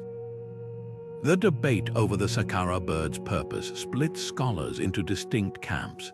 Traditional Egyptologists argue it's likely a ceremonial object or a child's toy, pointing to the prevalence of bird motifs in ancient Egyptian art, often symbolizing divine protection or the soul's journey. Others suggest it might have been a weather vane designed to spin atop a mast or pole. But aviation enthusiasts and a handful of rogue researchers propose a far more radical idea, that it's a scale model of a working glider, proof of early flight experiments lost to history. When engineers reconstructed the bird's design and tested it in wind tunnels, they found it could indeed generate lift, enough to glide smoothly if launched with a slight thrust. The absence of a horizontal tail surface, initially seen as a flaw, might have been compensated by the angled tail fin, similar to how certain modern aircraft achieve stability. What makes this theory so tantalizing is the broader context of ancient Egyptian ingenuity. This was a culture that built precision instruments like the Antikythera Mechanism's spiritual cousins, mastered advanced metallurgy, and charted the stars with astonishing accuracy. Could flight have been another frontier they explored? Hieroglyphs and temple carvings show no explicit depictions of flying machines, but absence of evidence isn't evidence of absence. Perhaps knowledge of aerodynamics was confined to a secretive priesthood or elite craftsmen, its applications limited to ritual objects rather than practical transportation. Then there's the question of inspiration. Did the Saqqara bird's design emerge from observing birds in flight, or was it influenced by something more enigmatic? Ancient texts speak of celestial boats and gods soaring through the heavens metaphors, or coded descriptions of real technology. The bird's streamlined form even bears a passing resemblance to the Zep Tepi, the mythical first time when gods were said to walk among humans, bringing advanced knowledge. Could this artifact be a physical echo of those legends? The most compelling mystery isn't just the bird itself, but what else might lie undiscovered. Egypt's tombs and temples still guard countless secrets, with only a fraction of known sites fully excavated. If the Saqqara bird is indeed a model of something greater, where are the larger counterparts or the blueprints that guided its creation? Until more evidence surfaces, the artifact remains a riddle, a whisper of possibility that challenges our assumptions about the past. Whether sacred symbol or pioneering prototype, it soars beyond the limits of conventional history, daring us to reconsider just how high ancient imaginations and perhaps ancient hands might have reached. Stretching across the windswept fields of Brittany like a vast, silent army frozen in time, the Karnak stones form one of Europe's most breathtaking prehistoric puzzles. Over 3,000 weathered megaliths stand in eerie precision, some towering twice the height of a person, others worn low by millennia of rain and wind. Arranged in parallel rows that stretch for miles, these stones don't just dot the landscape, they dominate it, as if the earth itself decided to rise up and march toward the horizon. What's most striking isn't just their number, but their deliberate order. Unlike the seemingly random placements of other Neolithic sites, Karnak's alignments curve and cluster with mathematical intent, suggesting a sophisticated understanding of space and purpose that defies their ancient origins. Theories about why these stones were erected read like a catalogue of human curiosity. Some researchers argue they served as a colossal astronomical calendar, their rows pointing to solstice sunrises or lunar standstills. Imagine standing among them 4,000 years ago, watching the midsummer sun rise perfectly along a stone corridor, turning the entire field into a sun-drenched temple. Others propose they marked sacred processional routes, where rituals unfolded under the watchful gaze of ancestral spirits. Then there's the more practical theory that they delineated territorial boundaries or agricultural zones, their imposing presence a warning to outsiders. But why invest such staggering effort quarrying, transporting, and erecting stones weighing tons without leaving a single inscription or carving to explain their meaning? The silence is as deliberate as the stones themselves. What's equally fascinating is the hidden world beneath them. Recent ground-penetrating radar has revealed subterranean chambers and artifacts near the alignments, hinting that the visible stones might be just the tip of a much deeper ceremonial complex. Fragments of pottery, tools, and even human remains suggest Karnak wasn't just a monument, but a living landscape where the spiritual and daily life intertwined. Could the stones be markers for something far older beneath them, like the buried passage tombs of Ireland's Newgrange? The possibility lingers that the true heart of Karnak's mystery lies underground, waiting for the right shovel or scanner to reveal its secrets.